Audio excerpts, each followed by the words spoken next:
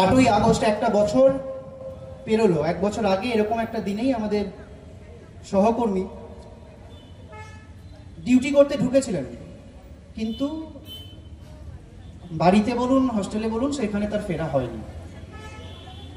আজকেই সেই 8ই আগস্ট, যেদিনকে আজকের একটু পর সেই সময় আসবে 12টা থেকে 4টে, এটা হিসেব মতো চার্জশিট অনুযায়ী অপরাধের সময়, যে সময় তার চিৎকারকে নিস্তব্ধ করে দেওয়া হয়েছিল।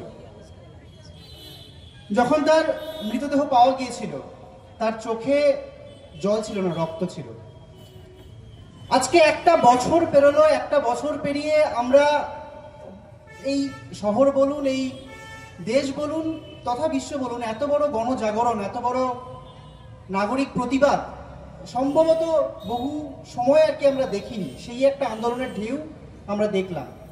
কিন্তু এত কটা দিন পেরিয়ে যাওয়ার পরেও আজকে যখনই যে কোনো সাধারণ মানুষের সাথে কথা হচ্ছে বা আমরা নিজেরা কথা বলছি, একটা অদ্ভুত জায়গা উঠে আসছে। আমি শুধু সেইটুকু জায়গায় বলবো, খুব বেশি বক্তব্য রাখার আমার জায়গা নেই। একটাই দিক আমি বলবো, যে এত তো আন্দোলন হলো, এত আন্দোলন করলেন, বিচার তো পেলেন না, আন্দোলন তো ব্যর্থ, আন্দোলন ব্যর্থ। এই জায়গা থেকেই আমাদের যে জায়গাটা বলার, যে ব্যর্থ, ব্যর্থ কোন জায়গা থেকে, যে বিচার পেল না একটা মেয়ে, এই ব্যর্থতার দায় কার?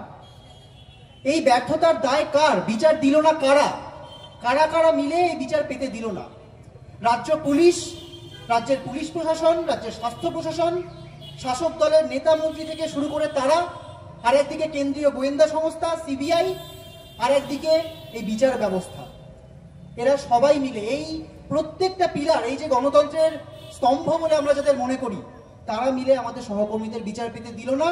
ফলত ব্যর্থ যদি কেউ হয়ে থাকে তাহলে এই ব্যবস্থাটা ব্যর্থ, এই সমাজটা ব্যর্থ, যে আমাদের সহকর্মীকে বিচার পেতে দিচ্ছে না।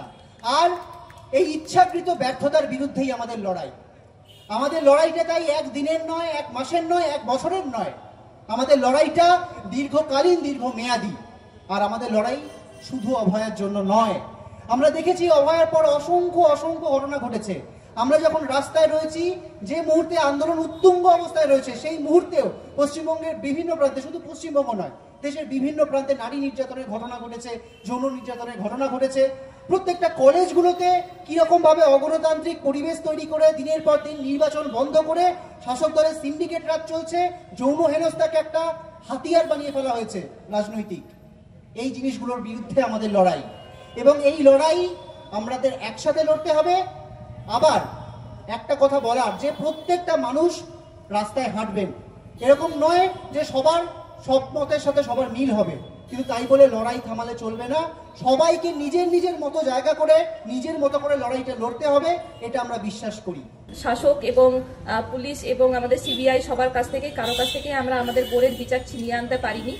এই লড়াইয়ে আপনারা সবাই আমাদের সাথেই ছিলেন, আপনাদের নিয়েই আমাদের লড়াই ছিল। আজকে 1 বছর হয়ে গেছে, বোনের বিচার এখনো পাওয়া যায়নি, কিন্তু আমরা শুধুমাত্র অভয়ার বিচার ছাড়াও আমরা আরেকটি ভবিষ্যতেও যাতে অভয়া তৈরি না হয়, তার জন্য আমাদের এই লড়াই ছিল, চলছে, ভবিষ্যতেও চলবে। তো সেটাও যদি আমরা অ্যাটলিস্ট সুরক্ষিত করতে পারি, যে ভবিষ্যতে কোনো হসপিটালে বা কোনো কর্মক্ষেত্রে আরেকটিও অভয়া না তৈরি হয়, সেটা, সেই দাবিতে আমরা আবার আজ পথে নামছি।